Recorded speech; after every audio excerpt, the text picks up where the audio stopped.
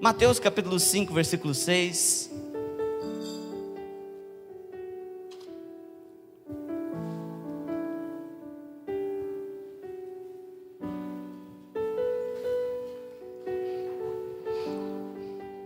Gostaria que nós aproveitássemos, estamos de pé, eu gostaria que nós levantássemos um clamor pela vida da dona Flosina.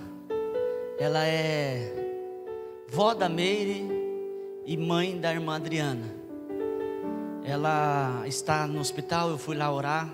Ela está com quantos anos? 78 anos, já com a idade avançada. Teve um AVC. Ontem ou hoje que teve um segundo? Quarta-feira teve o segundo. Achei que era agora. Teve o segundo AVC e está numa situação crítica. Vamos orar para que Deus opere o milagre. Amém? Para que Deus derrame graça sobre a vida dela e que abençoe também a família. Amém? Um momento difícil, é um momento muito delicado para a família.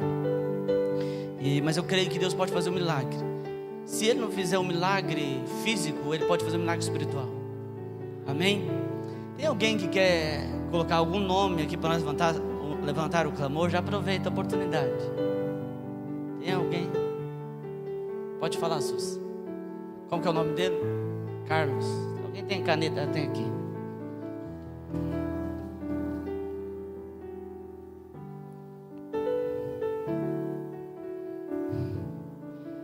Tem mais alguém? Margarida. Está pedindo oração pela sogra. Esse é o homem de Deus.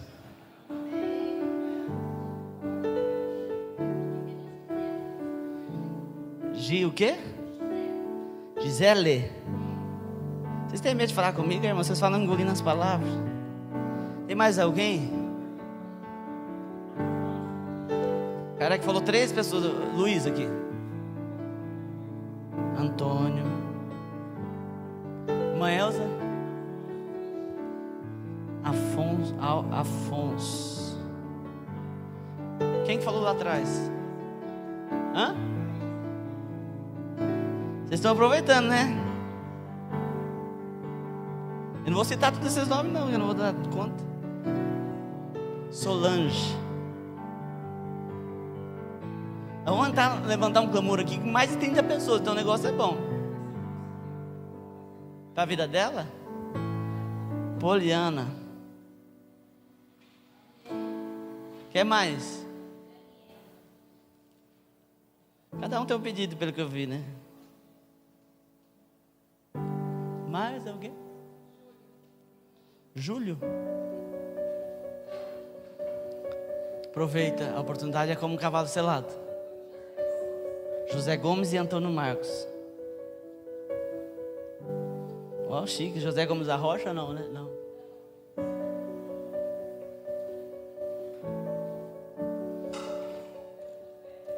José?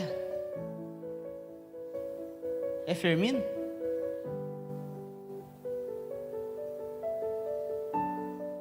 Mais alguém?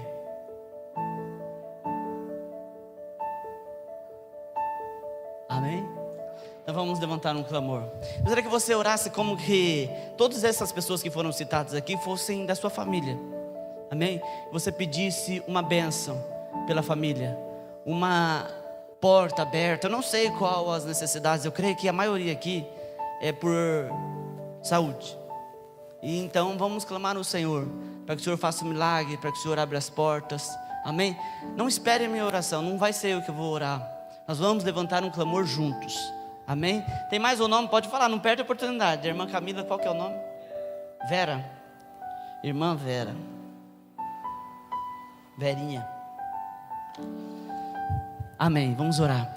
Senhor, em nome de Jesus, ó Pai, nós colocamos diante do Senhor a vida de todas essas pessoas que foram citadas aqui. Nós não sabemos, Senhor, as necessidades de todas, mas nós sabemos que o Senhor é poderoso, Deus, para fazer, Senhor, infinitamente mais do que aquilo que nós pedimos ou pensamos, segundo o seu poder, Senhor, que opera em nós. Ó Deus, nós pedimos, Senhor, a tua bênção sobre essas pessoas, sobre esses nomes que estão aqui, Senhor, nessa folha. Pai, eu peço a porta aberta, liberta, eu peço milagre, eu peço a graça, eu peço a unção, eu peço cura, Senhor, restauração, libertação, em nome de Jesus, ó Pai, que haja, Senhor, Pai, a ação do céu sobre essa pessoa. Envie anjos lá agora, Senhor, envie anjos neste lugar, envie anjos, Senhor, operando, Senhor, se for enfermidade, Senhor, envie anjos, Senhor, Pai, para fazer cirurgias espirituais, envie anjos, Senhor, para libertar dos cativos, ó Deus, em nome de Jesus,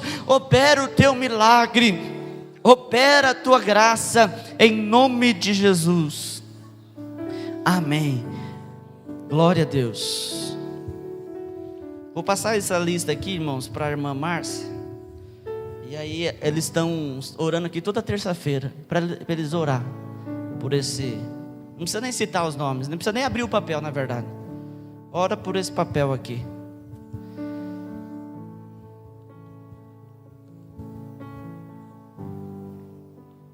Irmãos, estou lembrando que hoje eu vou orar por chave, por portas abertas, amém? Eu pedi para você trazer uma chave. Se você não tem, pastor, eu esqueci, eu não estava sabendo, que eu falei domingo. Veio uma unção aqui, irmãos, e Deus ministrou isso na minha vida, para passar para a igreja, e eu pedi, então, por isso eu não anunciei, foi algo de momento. Então, nós vamos orar por chave.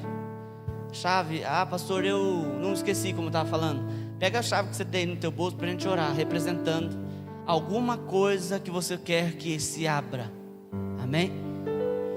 Pastor, eu quero que as portas se abram na minha vida financeira, amém? Nós vamos estar orando, amém? Tem todos os princípios lá que a gente fala sempre aqui. Pastor, eu preciso que uma porta se abra na minha empresa, na minha casa, na minha família. Coloque no propósito, eu vou estar orando por chaves, amém? Em nome de Jesus. Mateus 5, versículo 6, diz assim a palavra do Senhor: bem-aventurados que têm fome e sede de justiça, porque serão fartos. Outras traduções de saciados, amém? Você pode repetir comigo, por favor? Diga: bem-aventurado, mais forte um pouquinho, bem-aventurado os que têm fome e sede de justiça, porque serão fartos. Amém. Feche mais uma vez os teus olhos. Senhor, ministra a tua palavra nessa noite. Traga, Deus, uma revelação poderosa, Deus. Fale com os teus filhos de uma forma especial, de uma forma tremenda, Senhor. Que o Senhor me use, Senhor, como instrumento nas tuas mãos, para abençoar o teu povo, Pai, em nome de Jesus. Amém. Podemos assentar.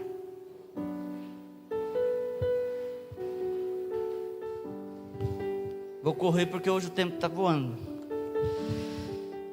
Esse versículo que eu li, queridos, é um versículo que faz parte do sermão, maior sermão que Jesus pregou, o Sermão do Monte, aonde Jesus coloca uma lista de coisas concernentes ao reino, cujo reino ele é o rei, amém?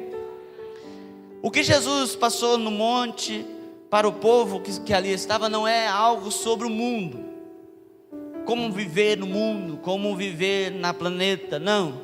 Jesus passou diretrizes para aqueles que querem viver no reino de Deus, no seu reino, amém? E uma das coisas que ele fala é sobre aqueles que têm sede, que têm fome de justiça. Ele diz que aqueles que têm sede, aqueles que têm fome de justiça, serão fartos, amém? É claro que a fome aqui não é de algo físico, a justiça você não consegue pegar ela, é de algo espiritual, amém? Mas para a gente entender sobre a fome da justiça, a gente precisa entender de qual justiça Deus está falando aqui, amém? A Bíblia, ela em parte é revelação, em parte é interpretação.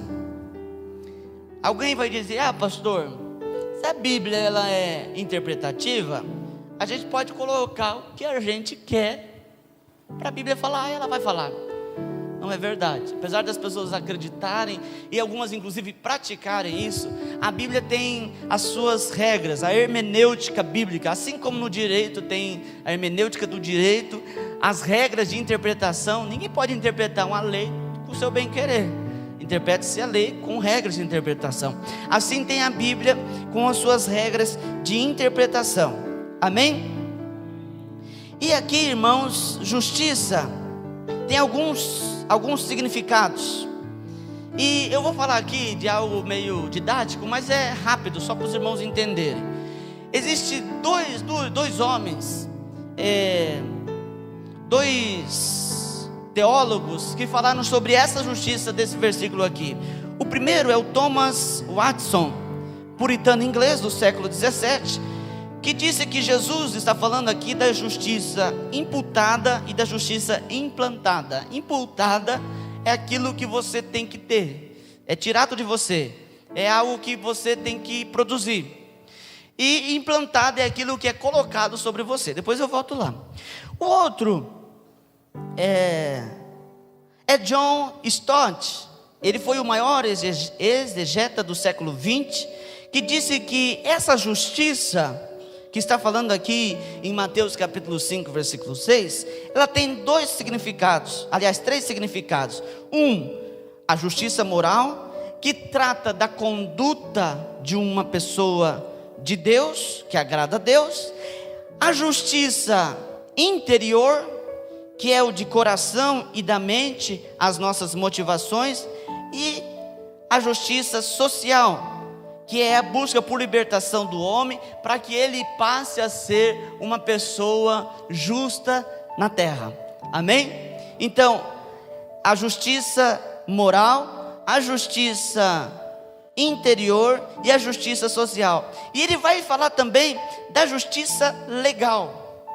Ele vai dizer que esse texto fala da justiça, dentre as 4 tipos de justiça, da justiça legal, que é a justiça de Deus em nós. É o processo de Deus na nossa vida, um processo chamado justificação.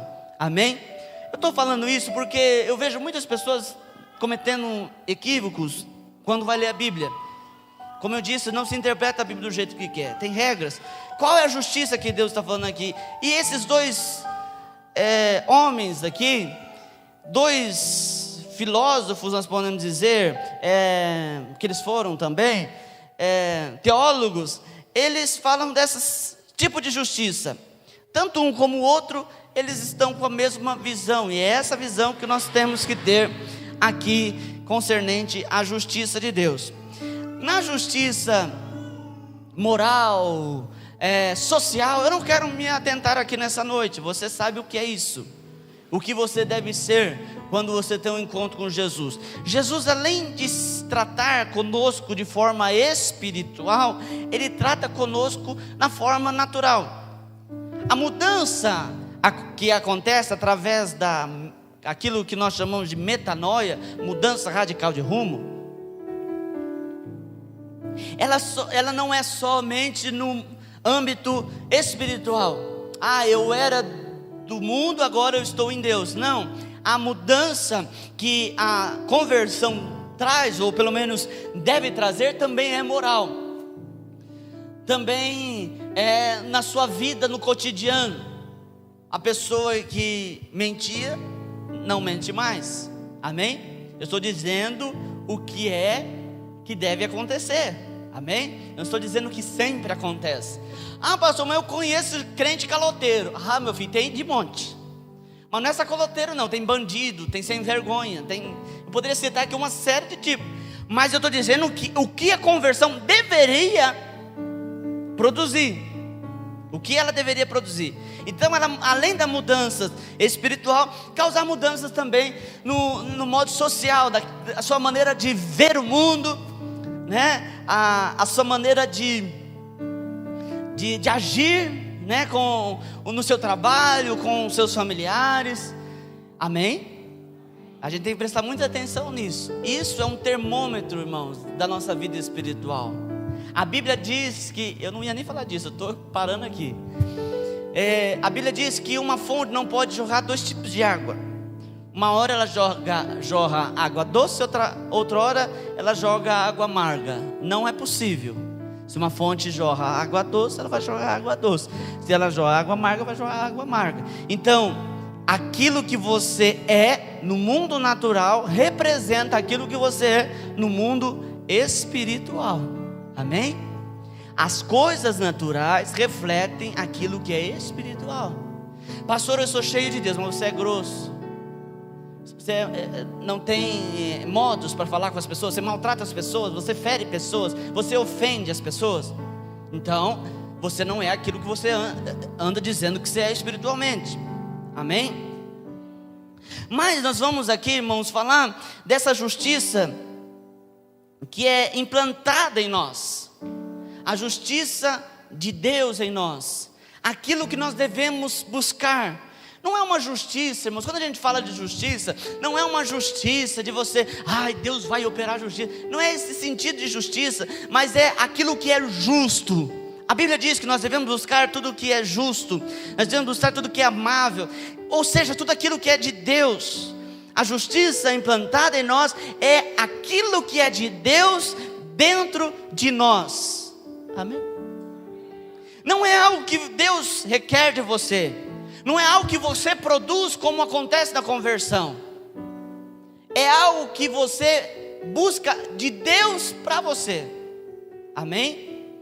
As coisas que vêm do alto. Pois Jesus diz no Sermão do Monte: aqueles que têm fome e sede de justiça serão fartos. Eles são bem-aventurados porque quando eles têm sede e fome, eles são fartos de justiça.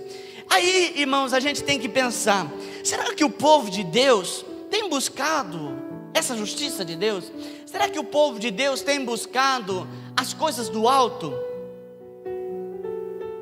O que Deus usa para dizer como que é essa busca? A palavra que Deus usa, que Jesus usa para dizer como é que nós devemos estar nessa busca pelas coisas de Deus, está na palavra que Ele usa para dizer isso. Ele usa fome. Ele usa sede, amém? E nós vamos falar um pouquinho sobre isso daqui, fome e sede, amém? Nós vamos entender o que Jesus estava querendo dizer quando Ele fala sobre a fome e a sede, amém? Glória a Deus. Primeira coisa, irmãos, eu disse que eu tenho que ser rápido. Sobre a fome, a sede, isso é o apetite, amém? O apetite só tem quem é vivo. Olha para a pessoa que está atrás e diz assim: só tem apetite quem é vivo. Uma pessoa morta não tem apetite, né? Por isso que eu não gosto de fazer regime, porque eu estou vivo, vou comer. Então nós temos que entender o seguinte: Jesus está dizendo, aqueles que, bem-aventurados são aqueles que têm fome, aqueles que buscam se alimentar das coisas do céu. Primeira coisa, se eu não estou tendo fome, nem sede das coisas de Deus, porque é algo complicado, irmãos. Isso é algo que permeia todo o cristianismo, desde a sua formação até hoje. Você entender que o seu mundo não é aqui. Você entender que a sua vida não é aqui. Que o seu tesouro não são os tesouros da terra. Jesus, ele fala de um homem que guardou muita coisa, muitos bens, e ele diz: agora eu vou descansar, vou estar feliz. E aí Jesus diz assim: louco, nesta noite pedirão a sua alma. O que Jesus estava querendo dizer? Que o verdadeiro tesouro do cristão, o verdadeiro tesouro do crente, não pode ser as coisas terrenas, são as coisas espirituais, as coisas que vêm do alto, amém? Pastor, então eu tenho que viver sem isso? Não, irmãos, você não está entendendo. Não é que você não vai viver sem. A gente precisa, a gente pode ter carro, a gente pode ter casa, a gente pode ter dinheiro, muito dinheiro, mas o nosso tesouro não pode estar nessas coisas. Por isso que o Senhor diz que bem-aventurado é aqueles que têm sede, que têm fome das coisas do céu. Eles são abençoados quem tem sede e fome. Agora, não tem fome nem sede quem está morto. O morto não tem fome, não tem sede. Amém? Nós temos que olhar para dentro de nós. Como está a minha vida espiritual? Ah, pastor, eu não ando com vontade de ler a Bíblia, eu não ando com vontade de orar, eu não ando com vontade. Direto eu encontro gente falando isso para mim.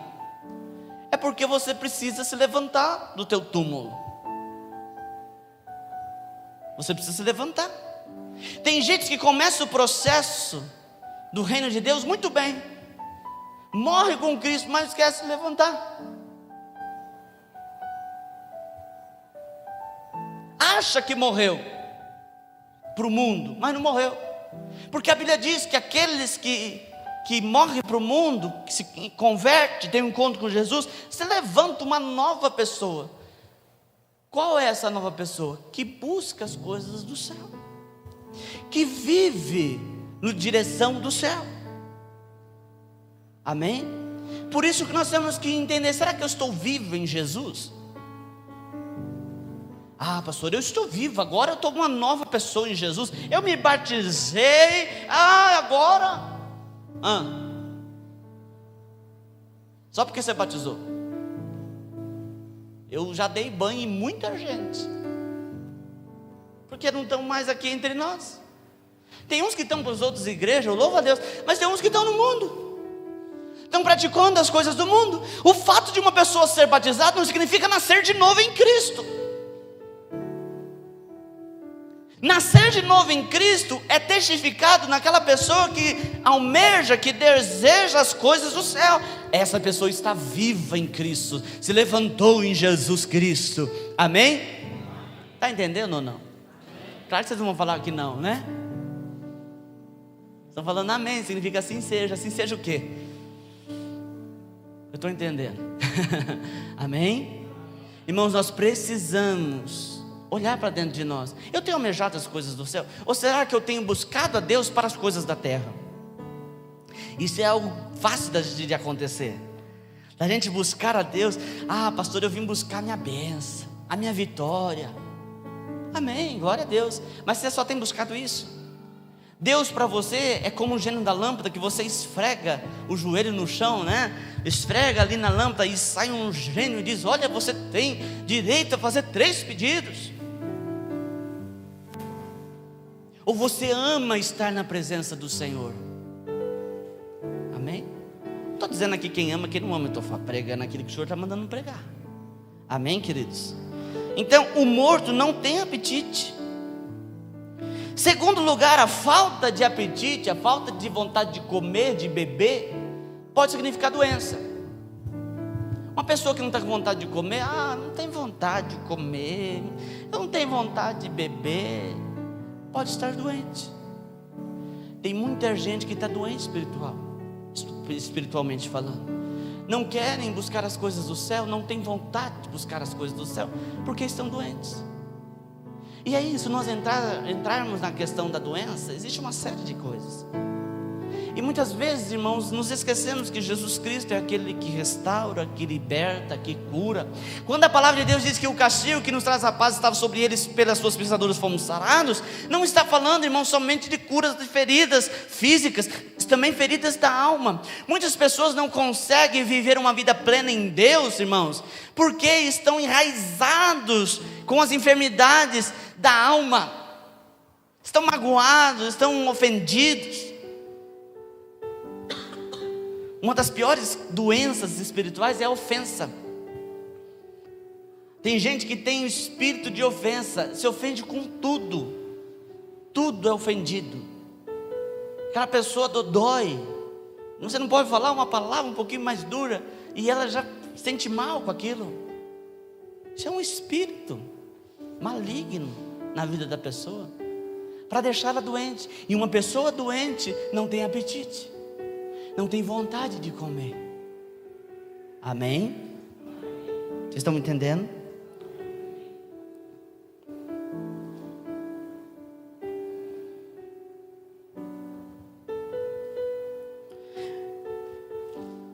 E às vezes, irmãos, a gente começa a entrar num ciclo de doenças. Você está entendendo que eu estou falando de algo espiritual, amém? A gente começa a entrar num ciclo de doenças justamente porque a gente não come. A pessoa está doente, ela não come, e essa falta de comida começa a provocar nela outras doenças. Ah, pastor, eu não estou com vontade de orar. Ah, pastor, eu não estou com vontade de fazer as coisas do reino de Deus. E essa falta de vontade começa a provocar outras enfermidades. Eu acho engraçado, as pessoas têm um problema. Eu vejo isso direto. Ah, não vou mais na igreja porque eu estou com um problema. Aquela igreja lá, vi aquele irmão que fez isso. E aí, irmãos, você começa a entrar num ciclo de problemas. E tudo para você é ruim, tudo para você não é bom. Ah, o som da igreja é um som estridente. A palavra é extensa. Ah, o louvor é chato. Entra num ciclo. A Bíblia é uma palavra velha. Orar para quê? Deus sabe o que está no meu coração. Quem já ouviu isso? Isso tudo são enfermidades espirituais que são provocadas justamente pela falta de alimentação. Assim como no corpo físico, se você não come, você começa a despertar doenças no seu corpo, assim é no mundo espiritual. Se você não se alimenta das coisas espirituais, você começa a ficar enfraquecido. Amém? Você entra num estágio de desnutrição espiritual. O estágio de desnutrição é quando a pessoa não ouve mais Deus, não sente mais nada, justamente pela falta de interesse, pela falta de apetite espiritual. Olha para a igreja primitiva.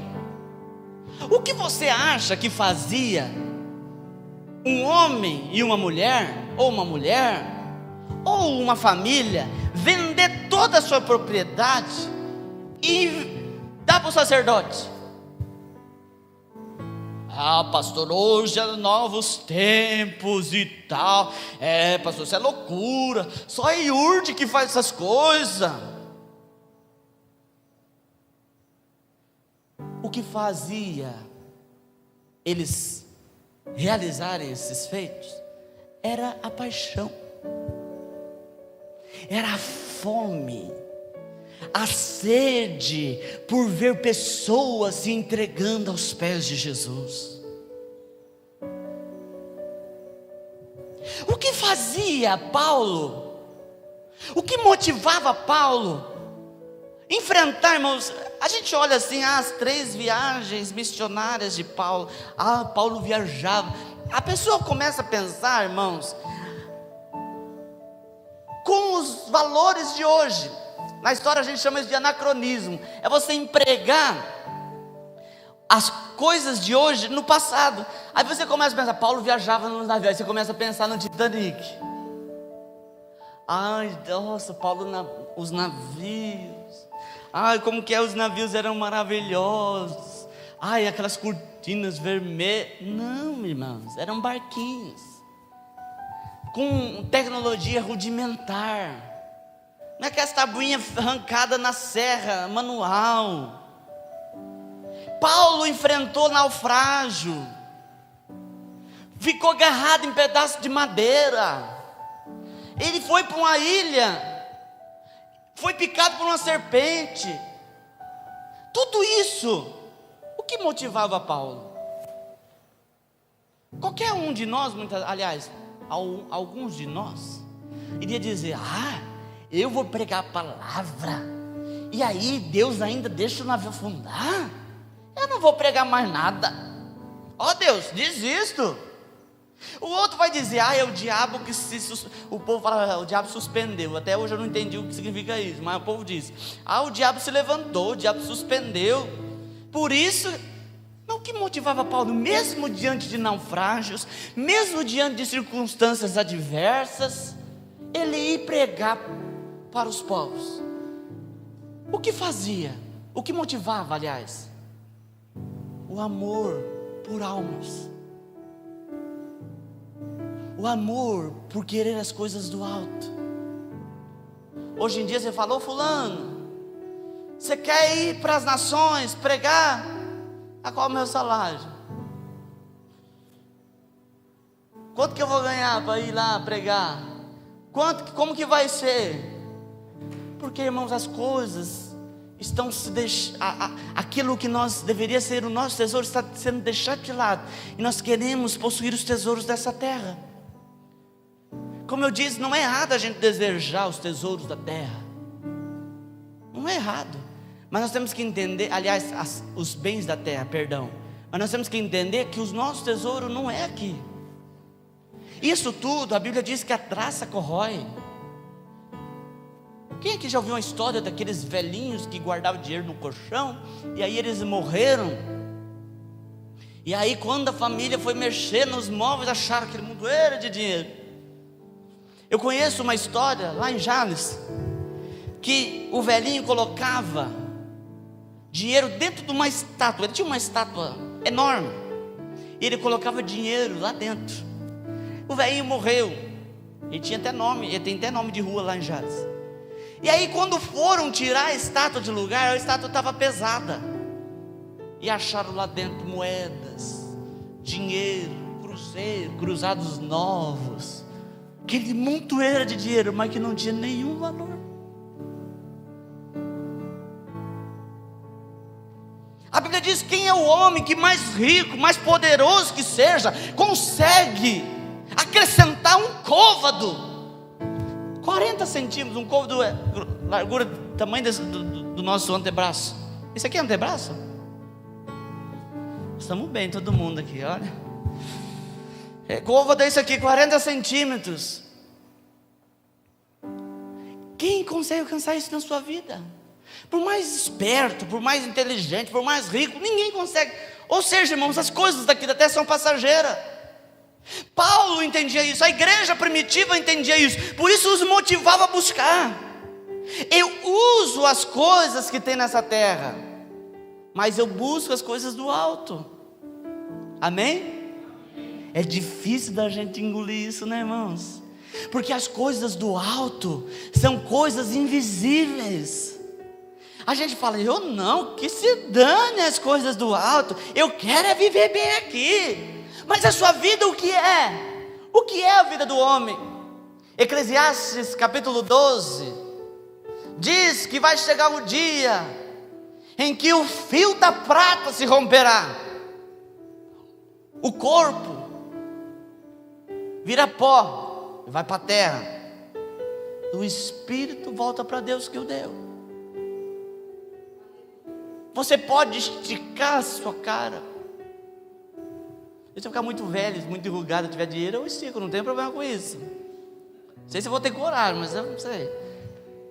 Não tem problema esticar. Tem gente que fala assim: não, eu não estico não. Mas quando você vê de manhãzinha, tá aquela pessoa com creminho, Renil, Botox.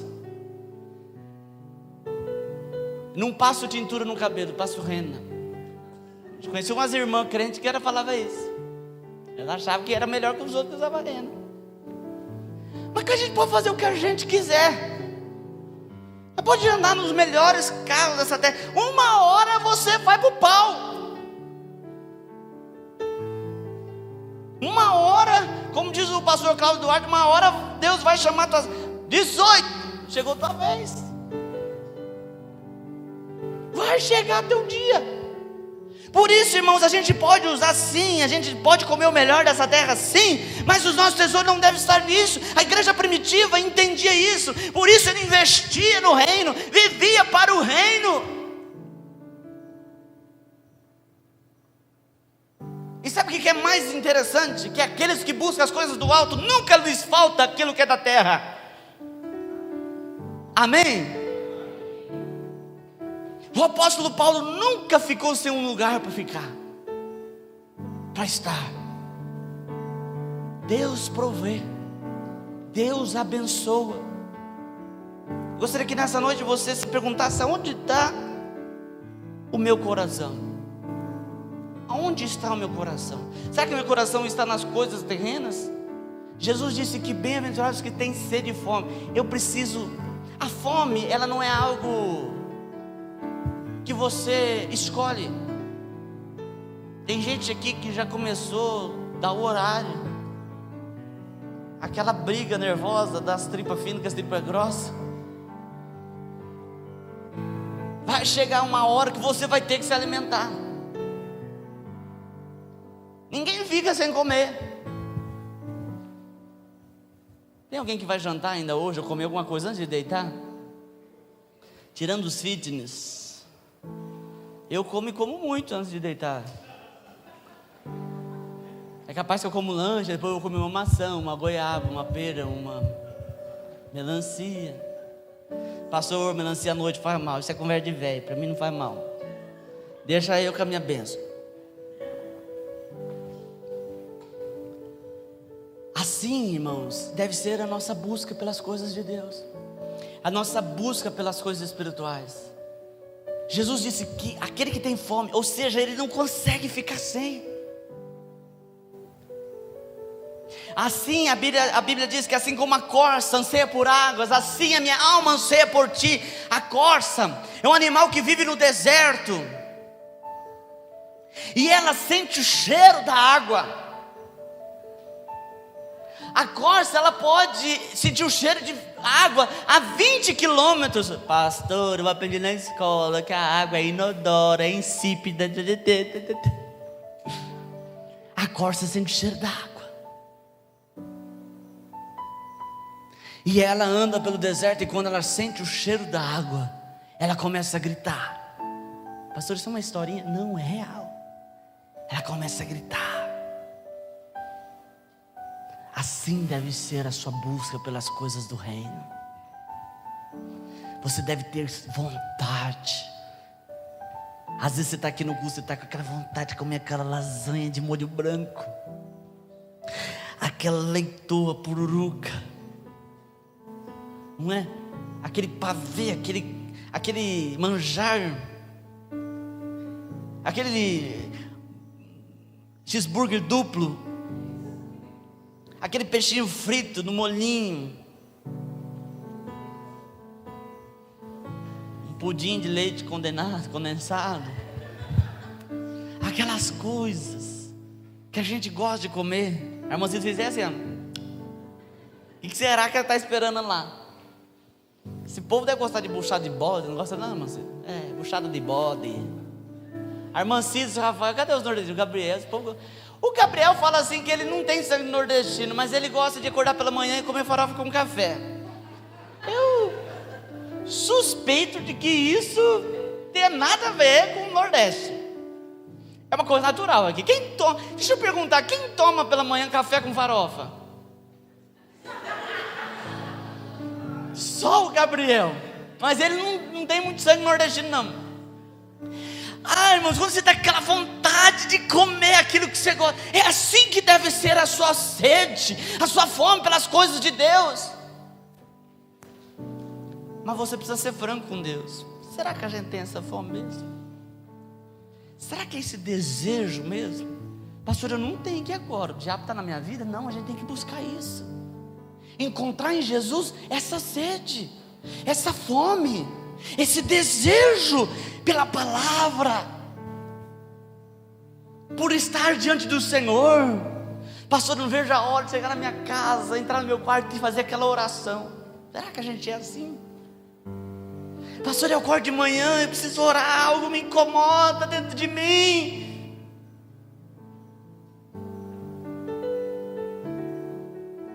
Será que nós somos assim? Ou será que tudo para a gente é sacrificial? Será que a nossa adoração é sacrificial? Será que a nossa busca por Deus é sacrificial? Ah, pastor, eu estou aqui, mas na verdade eu queria assistir o Ding Dong do Faustão, pastor. Eu nem sei o que é, mas tem no Faustão. Pastor, eu estou aqui, mas eu queria estar lá, ó. Tunks, tunks, tunks, tum. É lá que eu queria, pastor, lá no mundo. Irmãos, então nós temos que olhar para dentro de nós. Então nós podemos estar... Se nós não estamos com fome, nós estamos mortos. A Bíblia diz que muitos estão mortos em seus delitos e pecados. Amém? A gente não consegue ficar sem comer. Eu fiz um jejum um tempo atrás de 3 dias. Irmãos, aquilo parecia que me engoli, parece que eu ia engolir de dentro para fora. A fome. O meu olfato teve um apuramento. Eu sentia cheiro assim de ovo frito à distância. Aquela coisa maravilhosa. Saiu ferida na minha boca. Assim deve ser, por isso que a Bíblia diz que são abençoados aqueles que têm sede, que têm fome. Essa busca, eu não consegui ficar sem. Eu preciso de Deus, eu preciso das coisas de Deus. Sabe, irmãos, que tem me preocupado é que a gente tem muita vontade das coisas terrenas, mas nós deixamos aquilo que é de Deus passar. Nós trocamos a oração por um cheeseburger. A gente troca uma leitura da palavra, uma novela profana. Hoje em dia, irmão, está tão difícil de assistir televisão. Eu não sou daqueles que vão falar que a televisão é cachê do diabo, porque eu vou estar sendo hipócrita, porque eu chego lá em casa da noite e vou assistir televisão. Mas é tanta coisa que está sem condições de assistir. Tudo eles querem colocar um negócio lá no meio. A Globo passava uma série, vocês podem rir de mim, mas eu assisti essa série. Alguém já ouviu falar de Supergirl? Eu assisti isso daí. Assistia, era super mulher, super menina, girl, né? Aí, irmãos, assistindo um negócio lá, a mulher tem superpoder, é um negócio infantil, pode rir de mim, é infantil mesmo, mas é só para distrair a cabeça. Superpoderes, ela tem um raio congelante, essas coisinhas. De repente, a irmã da Supergirl estava namorando uma mulher. Ah, pastor, viva o século 21. Irmãos, o que me pergunta é por que num negócio de ação tem que colocar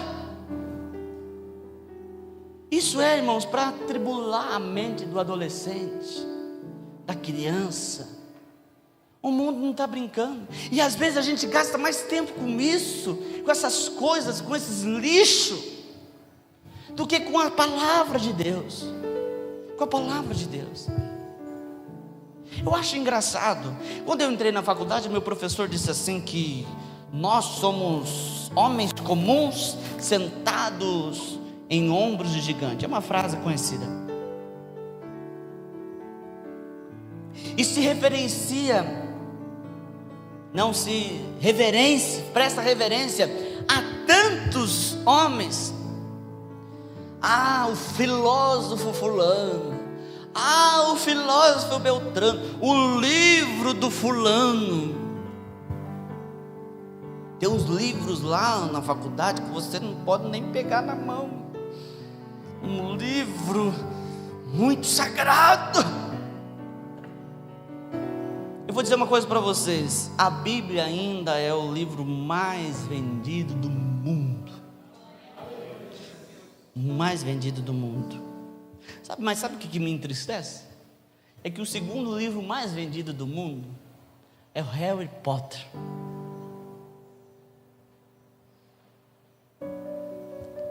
Poderia ser outra coisa. É bruxaria infantil que as crianças estão consumindo. Então, irmãos, a gente tem que ver o que nós desejamos. Será que nós desejamos mais a palavra do que a novela? Do que o nosso tempo livre? Davi dizia: o meu prazer está na lei do Senhor, e nela medito de dia e de noite. Nós temos que olhar para nós como igreja do Senhor Jesus Cristo no século 21. Será que nós estamos amando servir o Senhor? Eu olho para a igreja no passado, eu fico entusiasmado.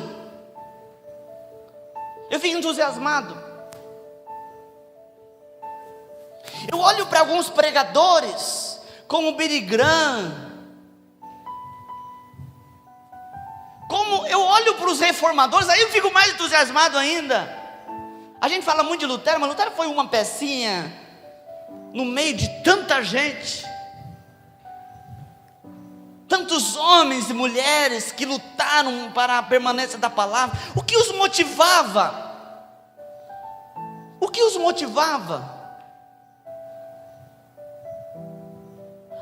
a igreja, irmãos, os cristãos serviram de luz, literalmente. Foram queimados, foram amarrados em postes e queimados, e acendia a cidade com o cristão. O cristão era colocado dentro de cova junto com leões. Todos os impérios tentaram destruir o cristianismo, inclusive o Império Romano, de todas as formas. Mas eles começaram a ficar impressionados, porque quanto mais matava cristão, mais aparecia. Sabe aquele símbolo do peixe? É o símbolo do cristianismo, o peixe. Era um símbolo de identificação. Ser cristão era proibido, então a pessoa chegava e fazia um risco. Se o outro que estava lá na praia, ou em algum lugar, completasse o risco, eles já chegavam, paz, querido. Os cultos, e até hoje, tá? Em alguns lugares, os cultos são subterrâneos. A Coreia, por exemplo. E sabe, a Coreia tem uma das maiores igrejas do mundo. E aí, irmãos, eu olho para nosso tempo. Será que nós temos amado as coisas do alto? Ou será que nós estamos com Deus apenas por uma barganha? Eu vou parar por aqui. Ou será que nós temos ceia ainda? Ou será que nós estamos com Deus só pela barganha? Só como um Deus que vai nos proporcionar alguma coisa? Olha para a igreja primitiva, irmãos. Aquilo que eles tinham, eles vendiam.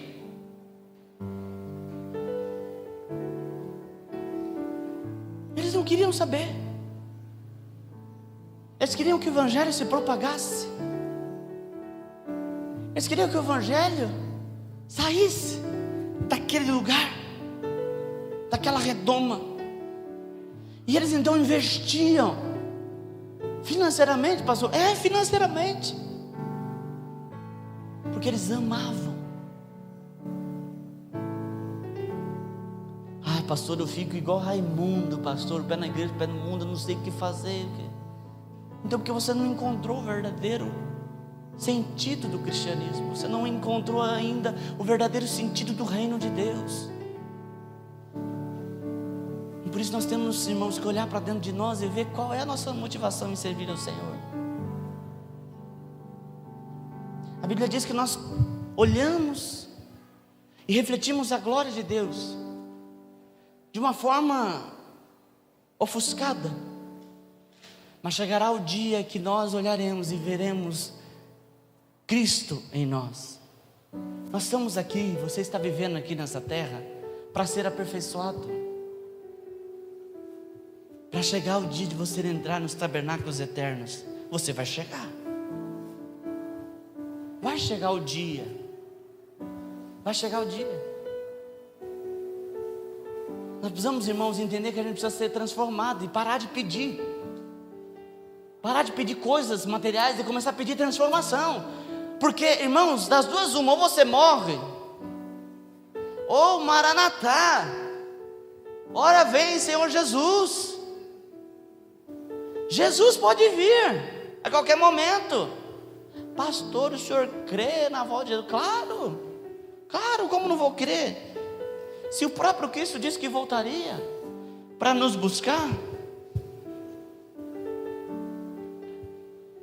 Pastor, vai demorar, né? O terceiro templo tem que estar construído. Eu estava conversando com o pastor Renato, ele foi para Israel. E eles visitaram algum lugar na Israel. E existe uma estrutura gigantesca no subsolo, que os judeus não falam, mas acreditam que é o terceiro templo. E com um estalar de dedo, ele aparece. Pastor, que jeito? Não sei, o judeu tem tecnologia suficiente para isso acontecer. Isso é uma das profecias. O monte que Jesus vai descer e se rachar ao meio, geólogos fizeram, eu estou falando de ciência, estou falando de revelação profética, estou falando de ciência. Geólogos fizeram análise, ele já está rachado por dentro. Ah, pastor, mas antes disso terá os princípios das dores de Mateus 24. Quais são? Catástrofes. Não está acontecendo. Posso ficar tranquilo. Ah, está acontecendo. Terremotos. Pais se levantarão contra filhos e filhos contra pais. Isso também não está acontecendo. Jesus está voltando. Guerras. Nós estamos, irmãos, em iminente guerra. Alguns países da América Latina instaurando comunismo, socialismo. Alguns países capitalistas tentando derrubar. Isso qualquer momento pode surgir. Qualquer momento. E aí? E as suas coisas? E o seu carro? E a sua roupa fina, elegante? E aí? Nós temos que buscar as coisas do alto. Buscar ser transformados. Buscar ser melhor amanhã do que nós somos hoje. Fazer aquilo, irmãos, que vale a pena. Aquilo que vale a pena. A Bíblia fala sobre família em todos os textos. Desde Gênesis e Apocalipse, a Bíblia fala de família. Família é uma instituição divina. O diabo quer destruir. Quer dizer que família é um grupo de pessoas que estão convivendo juntos. Esteja em família. Isso é buscar as coisas do alto. Ame a sua esposa como Cristo amou a igreja. Isso é buscar as coisas do alto. Honre o seu marido. Isso é buscar as coisas do alto. Viva a vida comum do lar. Isso é buscar as coisas do alto. Pastor, o que é a vida comum do lar? Eu estou vivendo uma vida comum do lar como nunca vivi antes. É trocar cocô de nenê. É cozinhar. É amar estar dentro da sua casa. É amar estar do lado dos teus filhos, da tua esposa. É você encontrar prazer ali dentro da tua casa. Tem gente que não consegue achar prazer dentro da casa. É um espírito de andarilho. Eu falo que você é um espírito de andarilho. Quer bater perna, quer sair fora. Você tem que amar estar dentro da sua casa. Isso é coisa do alto.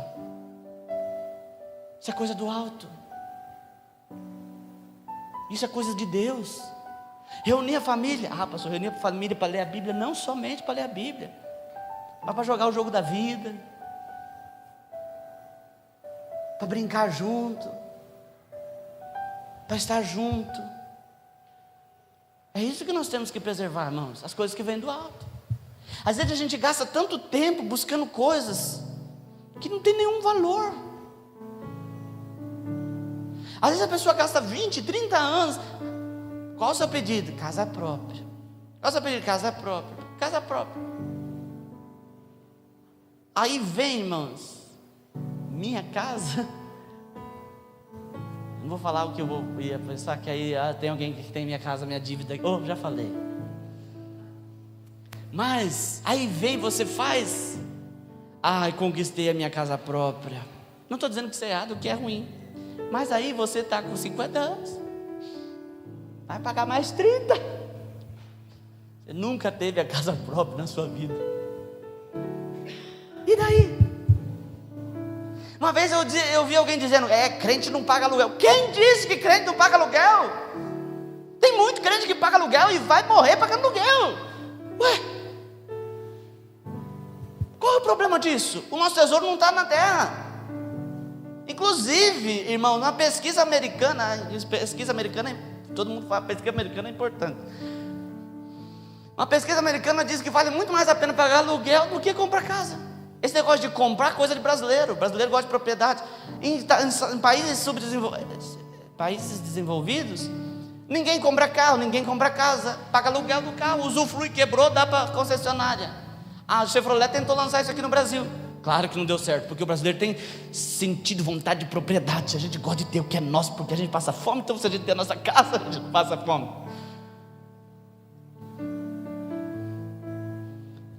A gente tem que se libertar desse negócio, irmãos. do ter, deixar o ter para lá e ser diferente, buscar Deus para nós sermos transformados, para que nós sejamos como Moisés, as pessoas olhem para nós e ver Cristo, aliás, ver Deus em nós, a glória de Deus resplandecida em nós. Moisés ficou com o rosto como luz. Amém? Jesus morreu na cruz do Calvário para nós termos vida. O que eu quero, irmãos, eu não quero fazer um discurso aqui de igreja medieval. Isso é luxúria, isso aí é errado, viver as coisas do mundo. Não, eu não quero pregar isso. Eu quero dizer, irmãos, que isso é bom. É bom. É bom andar bonito, sim, glória a Deus. Glória a Deus. Quer ser, se arruma, glória a Deus. Se arrumar mesmo, porque ninguém merece andar com gente feia, né? Glória a Deus. Pastor, é errado fazer isso, fazer aquilo. Não, irmão, isso aí é coisa, né? Mas o que a gente tem que buscar, irmãos, em primeiro lugar é as coisas de Deus. O nosso coração deve estar nas coisas de Deus. A Bíblia diz assim, que aonde estiver o nosso coração, ali vai estar o nosso tesouro. É aquilo que nós vamos dar valor. Que nós venhamos dar valor nas coisas do céu, das coisas de Deus. Amém?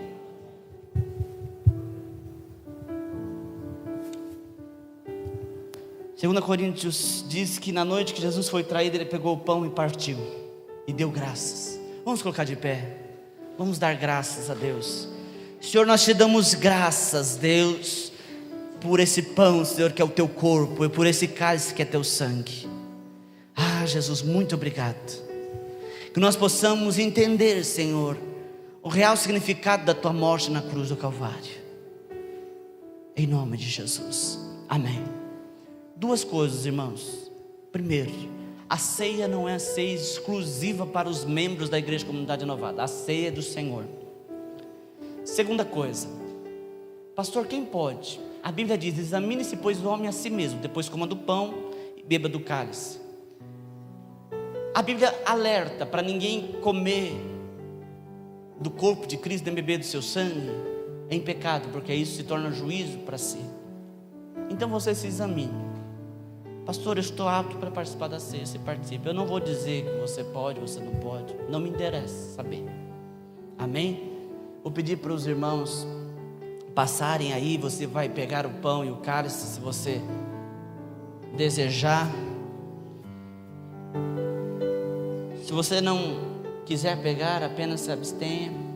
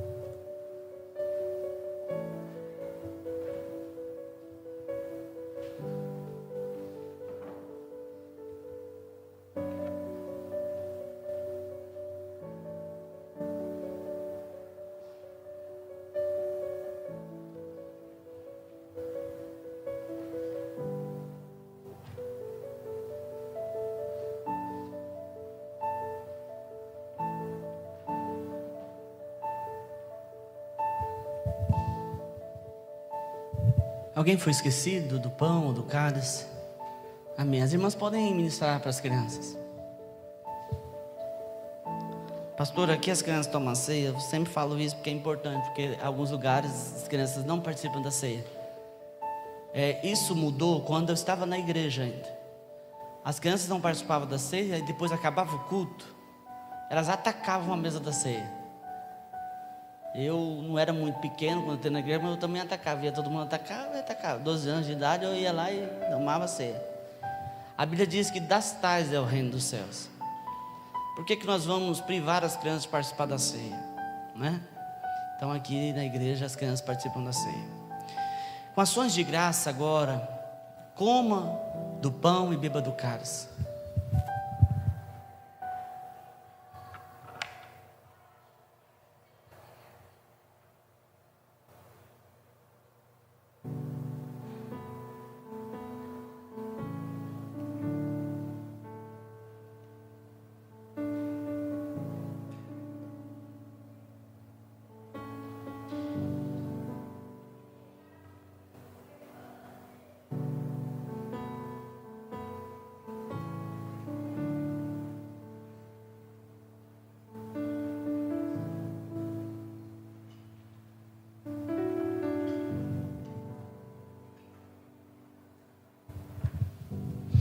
Jesus, muito obrigado.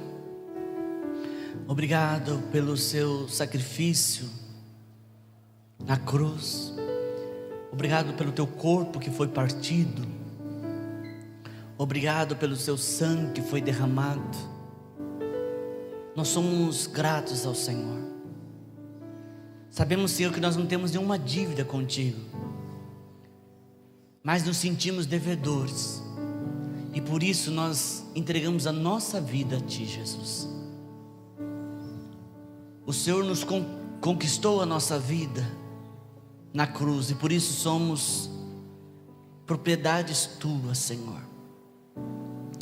Muito obrigado, Senhor. Obrigado pelo Teu amor que nos constrange. Somos tão falhos, tão errantes, mas o Seu amor, Senhor, nos constrange de tal forma. Obrigado, Senhor Jesus. Obrigado por todo o sofrimento, por toda açoite. Obrigado, Senhor Jesus, pelo teu sacrifício na cruz do Calvário. Amém. Glória a Deus. Gabriel, enquanto o Gabriel recolhe os carros, as irmãs já estão de volta, pode recolher os carros. Senta só um pouquinho, elas passam aí, pegam com você, eu já vou encerrar. Deixa eu só dar os últimos avisos. Os irmãos que passaram o nome para o Gabriel, que vão contribuir com o ar-condicionado, eu quero que os irmãos fiquem atentos fiquem entendidos daquilo que nós estamos fazendo. Será um propósito de 10 meses. 10 meses contribuindo o valor que você se propôs. Amém? O Gabriel, ele não vai estar cobrando. Simplesmente ele vai estar colocando. Aqueles que estiverem no grupo da igreja, ele vai colocar uma mensagem no grupo da igreja lembrando. Quando chegar próximo da data, vai estar lembrando. Aqueles que não estiverem, ele vai mandar uma mensagem para que os irmãos fiquem lembrando desse propósito. Isso, a pastora está lembrando. Quem quiser entrar nesse propósito, só procurar o Gabriel, passa o nome, o valor que você quer contribuir. Entrar no grupo também da igreja, quem quiser. A Rose, é só pedir para a Rose, ela adiciona no grupo da igreja, do WhatsApp. Outra coisa, nós ainda não temos o valor fechado que vai ficar as mensalidades, mas nós cremos que Deus vai abrir as portas. Então eu creio que Deus vai honrar a nossa fé. Nós vamos dar um passo de fé, e eu creio que Deus vai honrar a nossa fé. Amém? É algo que a igreja precisa, não é uma questão de luxo. A gente não vai colocar ar-condicionado para as pessoas verem que a igreja tem ar, colocar o ar-condicionado, porque nós necessitamos. Não será, a princípio, irmãos, aquele negócio que você vai entrar aqui de blusa de frio, porque nós vamos colocar apenas 2 ares de 60 mil. Aqui caberia tranquilamente 4 máquinas para ficar do jeito que eu gosto, umas 4 máquinas gelando, trincando, mas vai refrescar muito bem e vai ser uma bênção. Amém? para nós cultuarmos o Senhor com mais alegria, amém? Para não ficar no dia do calorzão até desanimado, tanto calor que tem, a pessoa fica desanimada. Vai ser uma bênção, amém? Então você que ainda não entrou, procura o Gabriel. Você pode, amém? Você pode com alguma coisa, você pode semear alguma coisa, não fique de fora dessa semeadura, amém? Glória a Deus. Vamos colocar de pé. Você pega aí na sua mão a chave que você trouxe para representar, a chave da porta aberta. Eu quero orar pelas chaves. Como que você vai fazer? Você vai começar daqui, irmãos. A gente vai passar, vocês vão passar por aqui e vai voltando para os lugares, tá? A fila começa aqui. Vocês vão passar com a chave na mão, eu vou ungir. Venha com o propósito daquilo que você quer que se abra na sua vida. Não coloca aqueles pedidos vagos. Eu quero que a saúde venha. Tem uns crentes aí que fica meio que, eu não sei se é crente ou se é da nova era, que e é paz, luz, harmonia. Paz, luz, harmonia, prosperidade. Não é essas coisas vagas.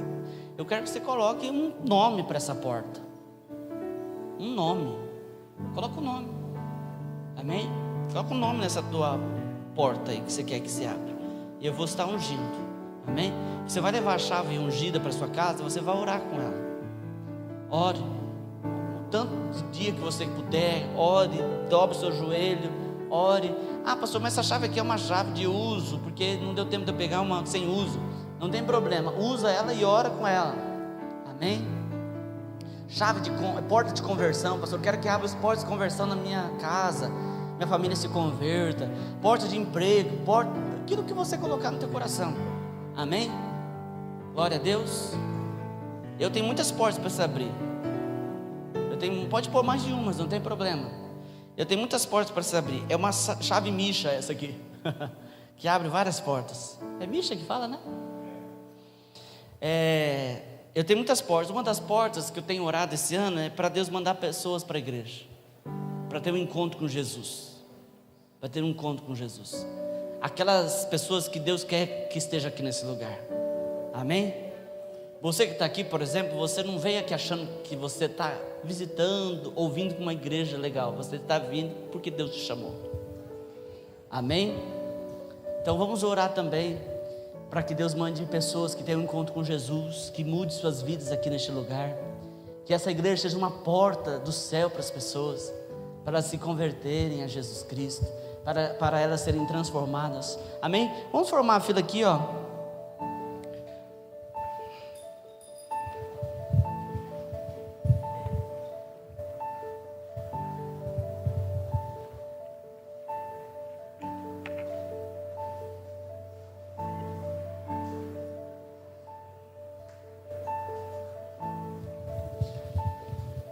Glória a Deus.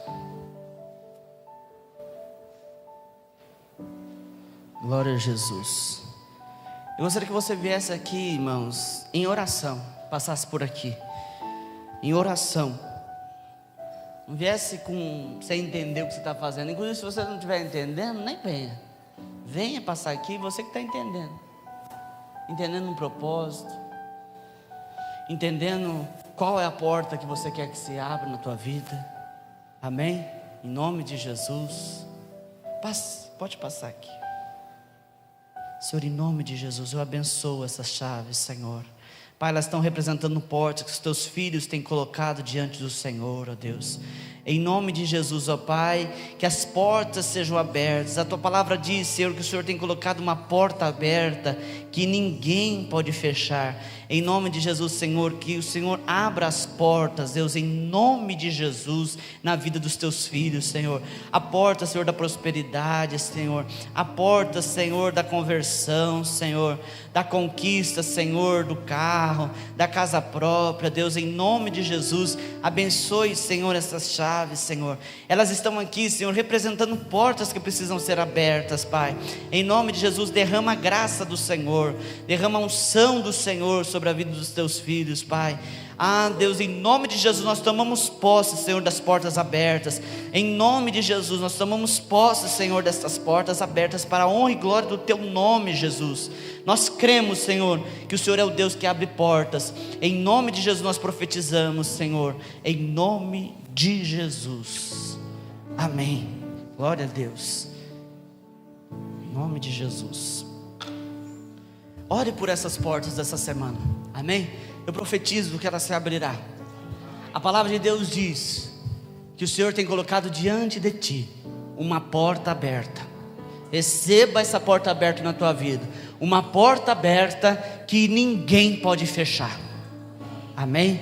Senhor, muito obrigado, Senhor, por este propósito. Continue abençoando o teu povo. Agora eu te peço, Senhor, abençoe aqueles que vão dizimar, aqueles que vão ofertar na tua casa.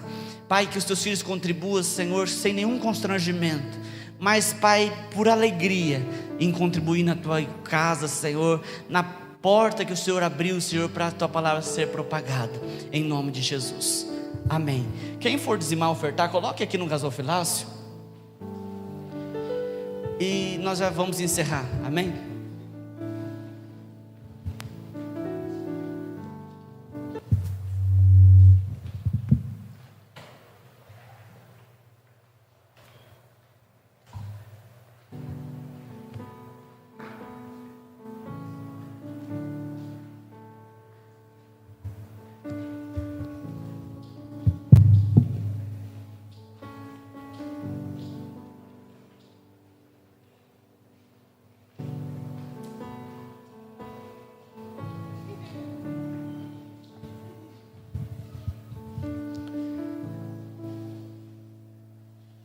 Amém. Dê a mão para a pessoa que está do teu lado. Vamos orar encerrando.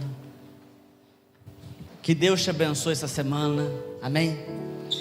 Que as portas que você clamou aqui, que você colocou diante de Deus, se abram. Amém.